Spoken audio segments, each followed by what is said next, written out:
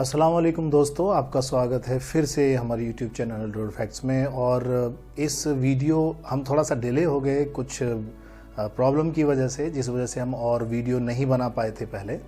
लेकिन अब अल्लाह का शुक्र है, दुआ कीजिए कि जितनी भी सबकी लाइफ में प्रॉब्लम्स हैं वो जल्दी से जल्दी शॉर्ट आउट हो जाएं।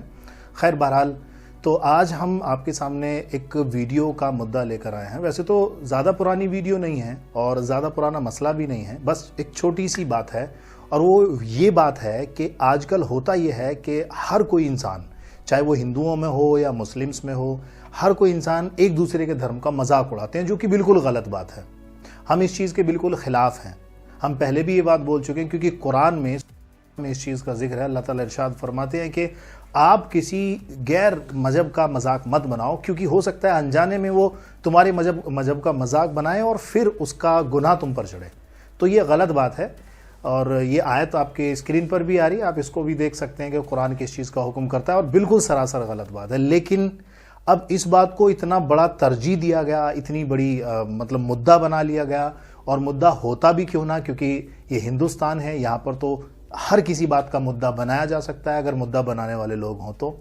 खैर बहरहाल, अब यहाँ जो हम मसला लेकर आए हैं वो मसला ये है कि कुछ चैनल वाले या कुछ लोग ऐसे हैं कि वो लोग अपने आप को आगे रखने के लिए, ताकि हमको लोग कहें कि भैया तुम्हारा मुद्दा बड़ा मजबूत है और बड़ा पुख्ता और पक्का है, इस बात को कहने के लिए, बस इतनी सी बात के लिए लोग अपने आप को पता नहीं कहां से कहां ले जाते हैं और क्या क्या बकवास करने बैठ जाते हैं। तो चलिए पहले बकवास का एक छोटी सी क्लिप हम देख लेते हैं कि ये कौन लोग हैं और कहां से आते हैं और कैसी बातें करते हैं। गजनबी और गाजियों के भी मजार बनाए गए हैं, उनको पूजते हैं हिंदू, जिन्होंने हिंदुओं की आस्था को अपमान किया, ठेस पहुंचाई, जिनोसाइड किया, कन्वर्ट किया। और ये जो जितने लव जिहाद की बात कर रहे हैं, लव जिहाद तो आज की तारीख में है, पहले तो सीधे मार देते थे। इतिहास गवाह है, इतिहास पढ़ो जाकर के, वकालत से अलावा कुछ और इतिहास भी पढ़ा करो। Democratic country and it's a secular country. Democratic है तो इसका मतलब ये बिल्कुल नहीं है कि कोई भी व्यक्ति यहाँ जाकिर नाइक बनने का प्रयास करे कॉमेडी के नाम पर। तो आपने देखा इसमें अभी बात आई है कि अभी एक सत्य नासन चैनल के ऊपर ही मैं अक्सर वीडियो बनाता हूं, तो ये क्या कह रहा है कि हिंदू जो हैं वो गाजियों के मज़ार पूजते हैं और ऐसा करते हैं और वैसा करते हैं। और फिर दूसरी बात ये भी है कि लव जिहाद का चैप्टर आया था कि लव जिहाद में वो जो पहले तो इतिहास पढ़िए, इतिहास कि पहले तो वो लोग गला ही काट देते थे, मार देते थे, अब जो है वो लड़कियों को मतलब परेशान करते हैं, ये करते हैं, वो करते हैं, मतलब बहुत सारी बातें हैं। ये भी कहा इसने कि इतिहास गवाह है, पहले तो मार ही देते थे। और हर कोई इंसान कॉमेडी के नाम पे जाकिर नायक बनने की कोशिश ना करे। जाकिर नायक क्या हस्ती है ये तो खैर ये जानता भी नहीं है और शायद इसको एहसास भी होगा। तो मैं आपको बता दूं, इतिहास की अगर ये बात करते हैं तो इतिहास तो इसने खुद ने भी नहीं पढ़ा, इवन इसको अपना इतिहास भी नहीं मालूम। क्योंकि अगर इतिहास पढ़ता तो इसको सच पता चलता कि हकीकत क्या है। हाँ, गाजियों की और ये जितनी भी मज़ारें हैं इन पर लोग जो हिंदू लोग जाते हैं तो उसमें भी कोई इनको कहता नहीं है, इनको कोई ये नहीं कहता कि तुम वहाँ जाओ। इसमें भी इनका अपना एक मकसद छिपा होता है, क्योंकि वहाँ जाते हैं, अपनी मुरादें रखते हैं और उनकी मुरादें पूरी भी हो जाती हैं। क्योंकि हमारे एक हिंदुस्तान में बड़ी फेमस कहावत है, आपने सुनी होगी, मानो तो देव ना तो माटी का लेव। तो ये बात तो है कि लोग, हिंदू लोग जाते हैं और जाएं भी क्यों ना जब उनकी वहाँ पर मुरादें पूरी हों। दूसरी बात यह है कि लव जिहाद की जो बात कही इसने अभी, तो मैं इस मुद्दे पर आना चाहता हूँ कि लव जिहाद का जो मसला है, इससे पहले कि मैं आगे कोई बात कहूँ, पहले ज़रा ये क्लिप देख लीजिए। अगर हमने मुसलमानों को कमजोर करना है तो सबसे पहले हमें उनकी लड़कियों पे टारगेट करना होगा। जहां हम उनकी लड़कियों पे टारगेट करेंगे अपने आप ही साले कमजोर हो जाएंगे। भाइयों, मैं आपको यकीन दिलाऊंगा, जो मेरे साले हैं 5 जिम है, कम से कम 10 लाख रुपए महीने कमाते हैं, महेंद्र भाई जानते हैं, ठीक है। एक जिम मेरे घर के सामने ही है जो कि अच्छी खासी चलती है, लेकिन फिर भी वो क्यों कमजोर है? क्योंकि उनकी नब्ज ही मेरे हाथ में है।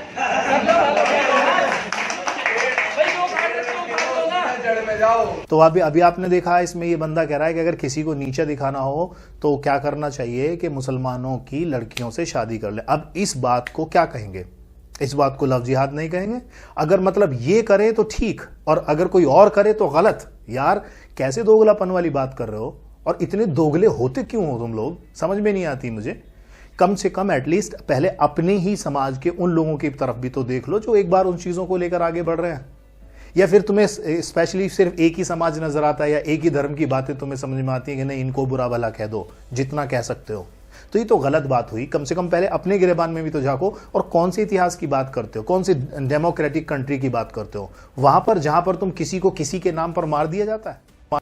तो ये तो एक गलत बात हुई ना। या तो आप पहले अपने आप पर टिके रहिए कि हम नहीं, यहां पर सही हैं, कि भाई हम ऐसा नहीं करते, दूसरा करे तो फिर गलत बात है। जब तुम खुद कर रहे हो, अभी मैंने वीडियो दिखाई, उस वीडियो में वो बंदा क्या कह रहा है कि मुसलमान की लड़कियों से शादी कर लो, वो खुद कंट्रोल में आ जाएंगे। तो इसको क्या कहोगे? लव जिहाद नहीं कहोगे? इसको क्या कहोगे? मुझे बताओ जरा। तो बिल्कुल भी शर्म नहीं आती इन लोगों को ये बात कहने से पहले? खैर, शर्म तो तब आएगी ना जब शर्म होगी इनके अंदर। ये जो दोगलेपन वाली बात है, ये कहते कुछ और हैं, करते कुछ और हैं। तो ऐसे लोगों का तो यही सिस्टम है। तो ये लोग जो बात कर रहे होते हैं, इनकी बातों में ना है, इससे ज्यादा बेहतर कुछ और हो ही नहीं सकता। चलिए इसकी जरा दूसरी बात। इस्लामिक स्कॉलर हैं कादरी साहब, क्या होना चाहिए इनके साथ? ये ठीक हो रहा है? क्या सजा दी जानी चाहिए? किसी के बारे में हो गलत टिप्पणी करने वाले को कड़ी से कड़ी सजा देना चाहिए। कादरी साहब, आप कह रहे हैं कानूनी कार्रवाई इन पर होना चाहिए, सख्ती की कानूनी बराबर सख्ती होना चाहिए। कानूनी सख्ती कह रहे हैं ना आप? बिल्कुल होना चाहिए। नहीं, मुझे क्योंकि डर लगता है, क्योंकि आप क्योंकि जब कमलेश तिवारी को लेकर आपसे डिबेट होती है तो आप कहते हैं कानूनी, अब तो भावनाएं आहत हो गई है ना, तो अब तो गला काट दिया जाता है। तो यहां पर आप कानूनी कार्रवाई कह रहे हैं? ना, देखिए, आप कानून कार्रवाई करेगा तो कोई भी आगे नहीं बढ़ेगा। कानून अपनी जिम्मेदारी समझते हुए अगर कोई कार्रवाई करेगा तो कोई भी उसके खिलाफ में एक्शन नहीं लेगा। अगर कानून अलर्ट होगा तो, कानून अगर नजरअंदाज करेगा तो लोगों की जो है आस्था को आहत होगी। फिर चाहे टिप्पणी मोहम्मद साहब को लेकर ही क्यों ना हो, कानूनी कार्रवाई ही होनी चाहिए। गला काटना गलत था। तो यहां पर मसला आता है, ये कादरी साहब हैं एक जो बैठे हुए हैं, मुझे ये भी नहीं समझ में आता कि 5-5 हज़ार रुपए के मौलाना कहाँ से पकड़ के ले आते हैं। जब भी कोई डिबेट होती है, मौलाना जर्जीस या इतने अच्छे अच्छे स्कॉलर हैं इस्लाम के, उन लोगों को क्यों नहीं बिठा लेते? वो बताएंगे तुम्हें कि इस्लाम क्या है। ऐसे लोगों को ले आएंगे जिनको शायद ही इस्लाम के बारे में कुछ। अरे भाई, इनकी एक आइडियोलॉजी बताऊं क्या है? इनकी एक आइडियोलॉजी ये है कि हर दाढ़ी वाला मौलाना होता है। मतलब कोई आदमी अगर दाढ़ी रख लेना, रिक्शा चलाने वाला भी, तो ये उसको मौलाना समझेंगे। अरे मौलाना के लिए कोर्स करना पड़ता है भाई, कैसे समझाएं तुम्हें? मौलाना हाफिज अलग चीज है, ये सब अलग अलग कोर्स हैं, इनके एक अलग अलग लेवल होते हैं। कोई मौलाना अगर ढंका बैठ गया ना तो धज्जियां उड़ा देगा तुम्हारी बोलने में, और तुम एक जवाब नहीं दे पाओगे। अब ये भाई साहब पता नहीं कहां से पकड़ लिया इनको, ये 5,000 रुपए लेकर बैठे हैं, 10,000 रुपए लेकर बैठे हैं, अल्लाह बेहतर जाने, लेकिन इन पे जवाब ही नहीं बन पा रहा। अब ये भी नहीं मालूम कि अल्लाह बेहतर जाने की मुस्लिम है या नहीं है, या दाढ़ी, क्योंकि आजकल तो यहूदी भी दाढ़ी रख लेते हैं। यहूदी भी दाढ़ी, कोई आदमी दाढ़ी रखे, मुंह साफ कर ले, टोपी लगा ले, वो मुसलमान ही लगेगा। ऐसे तो बहुत सारे वीडियोस आपने देखे होंगे, मूवीज में देखते नहीं हो, मूवीज में भी तो ऐसा ही होता है, दाढ़ी रख ली, टोपी लगा ली, वो मुसलमान ही लगता है, वही गेटअप होता है। क्योंकि अगर कोई मौलाना बैठ जाए ना, तो मौलाना ऐसी बातें, कच्ची बातें नहीं करेगा, वो तो धूल उड़ा देगा भाई साहब, ये तो बात पक्की है। और दूसरी बात, यहाँ पर कमलेश तिवारी जी का एग्जाम्पल दिया कि उनको उनका गला काट दिया गया, मोहम्मद साहब के बारे में बुरा भला कहा। तो अभी एक कार्टून है जिसका नाम सरस्वती करके कुछ है। अब सरस्वती वो आदमी औरत है, अल्लाह बेहतर जाने। तो चलिए पहले मैं जरा इसकी एक छोटी सी क्लिप दिखा देता हूँ, क्योंकि बहुत ऊपर के लेवल की थी, और मैं पढ़ने लिखने में बहुत, मतलब मुझे भगवान की थोड़ी कोई, मतलब अहंकार से नहीं कह रहा आपको मैं, मतलब बताना, गप नहीं मारना चाहता, लेकिन मेरा मानसिक स्तर अच्छा था तो मैं पागल नहीं हुआ। लेकिन एक आम आदमी यदि इस रिसर्च को ठीक से कर ले तो वो वैसे तो मैं भी पागल ही माना जाता हूँ, समाज ने मुझे पागल घोषित कर रखा है, लेकिन कोई भी आदमी। तो अब आपने सुन ली इसके लिए भी, खुद कह रहा है कि मैं जो है बेवकूफ़ इंसान हूं, मैं गधा हूं, मैं पागल हूं। ये तो आपने सुन ही लिया होगा। ऐसे ऐसे लोग धर्मगुरु जब बनेंगे तो उस धर्म का क्या हाल होगा भाई, क्या हाल होगा? सोच सकते हो कि जब ऐसे ऐसे धर्मगुरु बन के बैठ जाएंगे तो क्या हाल होगा? इसको खुद ही नहीं पता कि वो आदमी खुद कह रहा है अपने आप को कि मैं बेवकूफ़ आदमी हूं। अभी इसने हमारे नबी के बारे में ऊट पटांग बोला था, भाई किसने गला काटा इसका बताओ? और ये अंकुर आर्य जो ये बैठा हुआ है इस पर यहाँ डिबेट, इसकी हजारों वीडियो में दिखा दूंगा जिसमें नबी के बारे में इसने बहुत ऊट पटांग बातें बोली हैं। इसका किसने गला काट दिया? या कितने ही लोग हैं, नीरज अत्री है और पता नहीं कितने सारे लोग हैं जो नबी के बारे में बहुत उल्टी सीधी बातें बोले, आज तक तो वो सलामत हैं। गला किसने काटा? कमलेश तिवारी जी की अगर बात करते हैं, कमलेश तिवारी गला काटा या कटवाया गया, दोनों में फर्क है।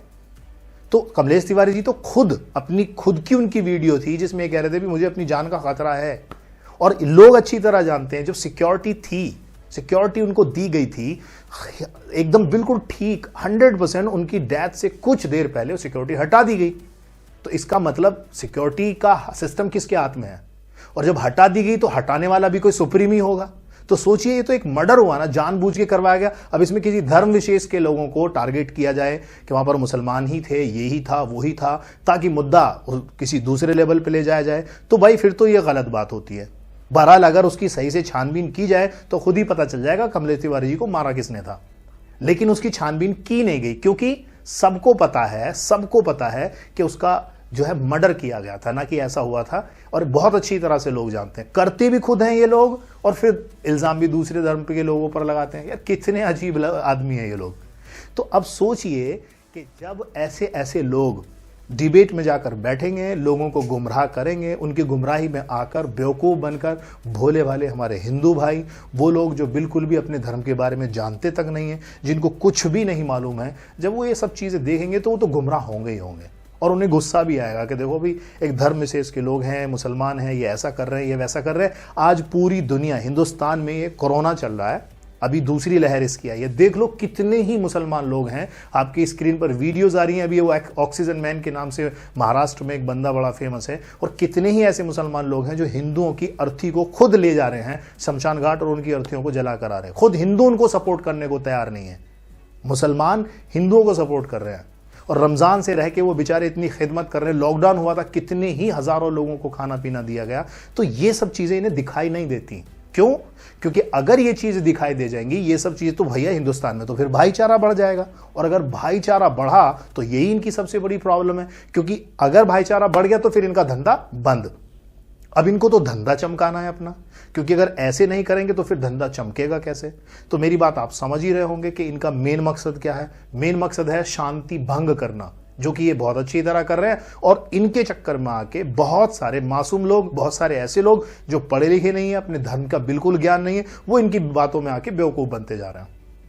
तो चलिए एक और क्लिप देखते हैं। क्या मूवीज में एक मुस्लिम को आतंकवादी नहीं बनाया जाता है, हाँ या ना?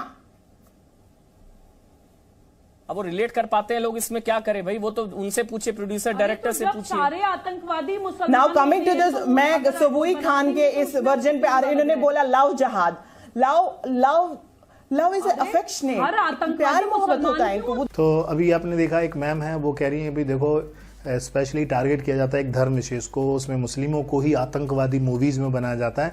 तो ये न्यूज़ एंकर भैया, जब तुम खुद ही इस बात का जवाब दे रहे हो, तुम खुद ही इस बात को बोल रहे हो, तो तुम्हें इतने सारे लोग डिबेट में बुलाने की क्या जरूरत थी? खामोखा एक ड्रामा रचाने के लिए कि जी देखो हम डिबेट में लोगों को बुलाते हैं। अरे जब तुम ही बैठे हो, तुम ही उन बातों का जवाब दे रहे हो, तो फिर इतने सारे लोगों को बुलाने की जरूरत क्या है कि जी जाओ डायरेक्टर से ही खुद ही पूछ लो, डायरेक्टर प्रोड्यूसर खुद ही बता देंगे।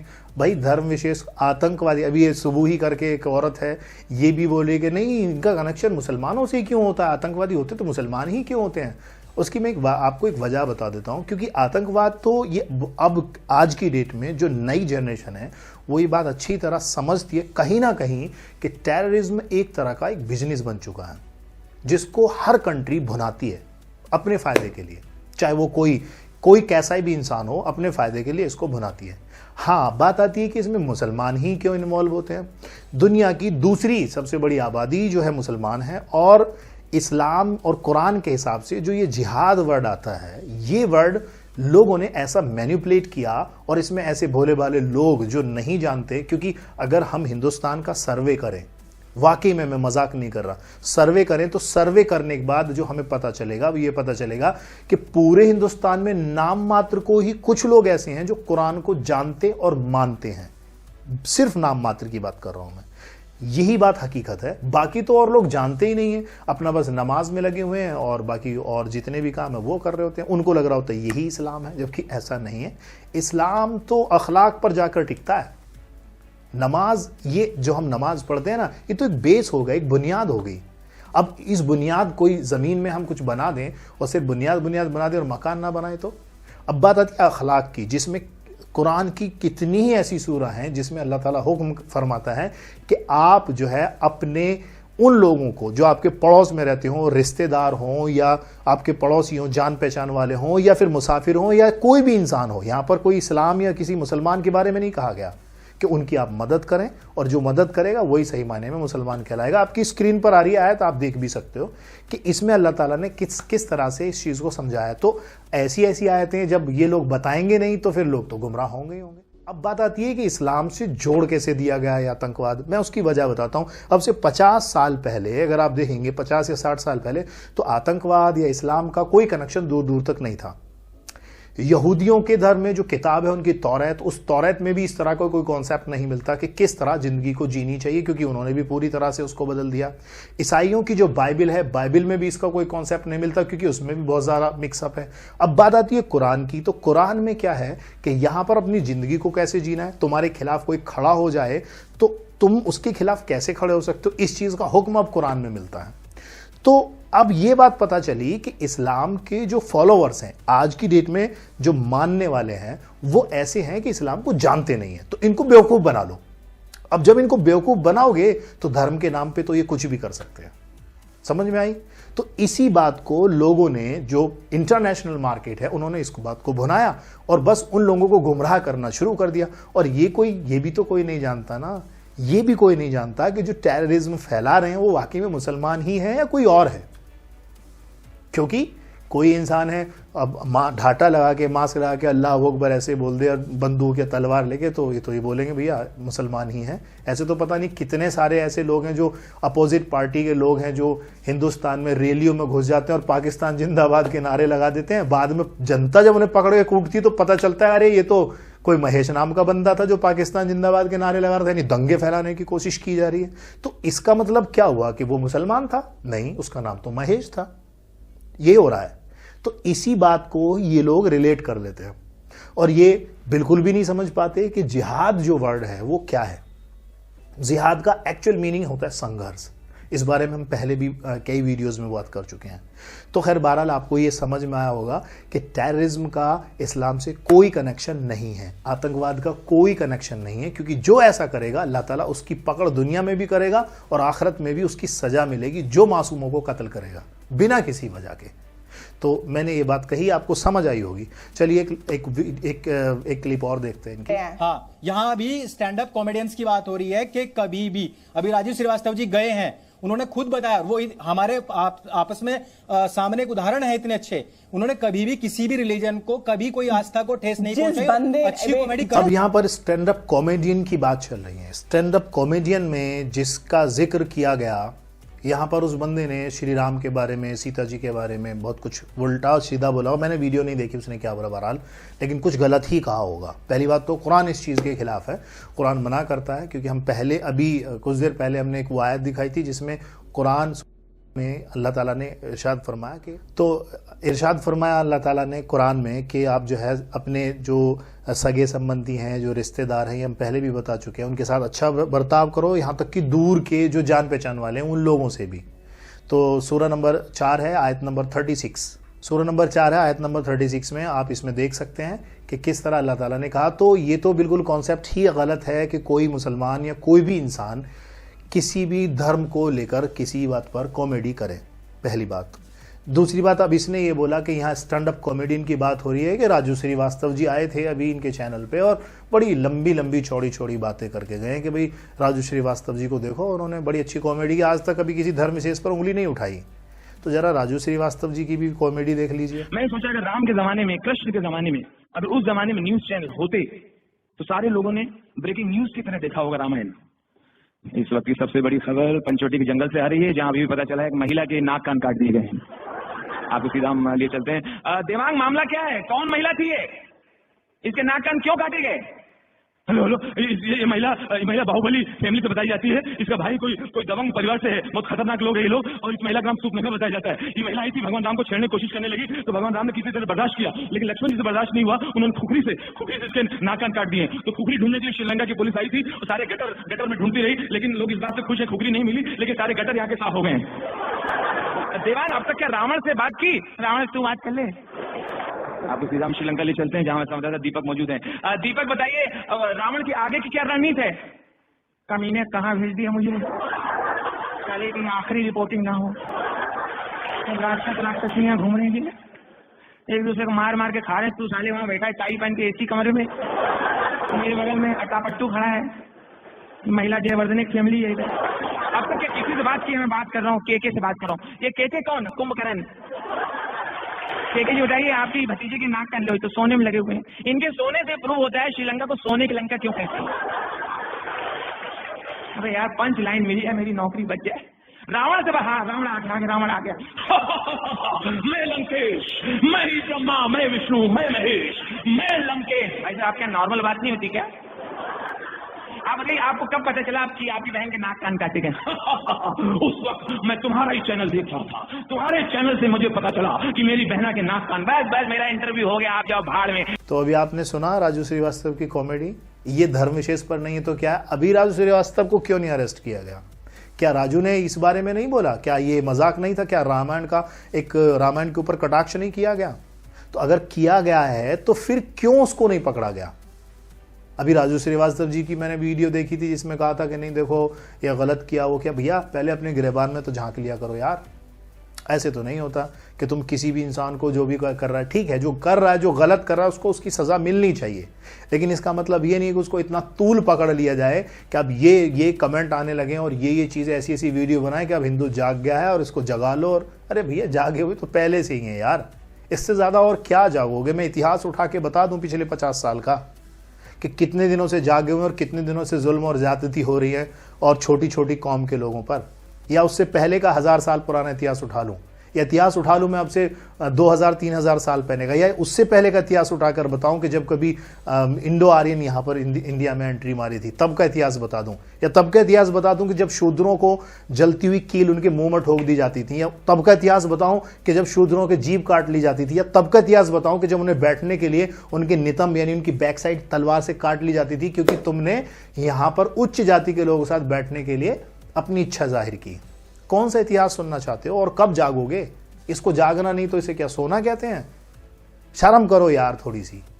कम से कम किसी दूसरे को कहने से पहले खुद तो देख लो कि हम क्या हैं, हमने क्या किया और हमने किस तरह से लोगों के साथ बर्ताव किया, फिर यूं कहते हो कि जी जागो। यार हद होती है। कम से कम इस बात को समझने की कोशिश करो कि ये लोग जो यहां पर बैठ के, खास स्पेशली इस तरह के लोग जो बैठकर धर्म के नाम पर लोगों में आपस में लड़ाई करवाना चाहते हैं, वो देशभक्त हो ही नहीं सकते। देशभक्त हर वो इंसान होता है, इस्लाम में भी इस चीज की इजाजत है कि अपने वतन से मोहब्बत करो, क्योंकि हमारे नबी ने की है, सुन्नत है। ठीक है, हमारे नबी ने अपने वतन से मोहब्बत की है, ये सुन्नत है, तो हर मुसलमान को अपने वतन से मोहब्बत करनी चाहिए। और मैं मुसलमान की बात क्या करूं, मैं तो हर किसी इंसान से बोलूंगा अपने वतन से मोहब्बत करें और ऐसे लोगों से बच कर रहें, क्योंकि ये लोग जहर हैं। ये वो जहर हैं जो समाज में घुलता जा रहा है और लोगों को और छोटे छोटे बच्चों को, क्योंकि इनकी तो इनकम हो रही है, खुद जैसे तैसे पढ़ लिए, लेकिन जब छोटे छोटे बच्चे इस तरह की वीडियो देखेंगे जो 9th 10th या 12th में पढ़ने वाला है, तो बताइए उनके जहन कैसे बन जाएंगे? क्या वो आगे पढ़ पाएंगे? वो 24 घंटे अपने दिमाग में इस तरह की बातें लेकर बैठे रहेंगे। तो प्लीज ऐसे लोगों से बच कर रहिए। बस मैं आपको लास्ट मैसेज यही देना चाह रहा हूं। और अभी हमारी अगली वीडियो इंशाल्लाह जो आएगी वो आएगी उन 26 आयतों के बारे में जिसके बारे में एक जाहिल और एक काफिर, वो इंसान समझ गए होंगे मैं किसकी बात कर रहा हूं, जिसने 26 आयतों को अपील की थी कोर्ट से कि भाई कुरान से नाउज़ बिल्लाह इनको हटा दिया जाए।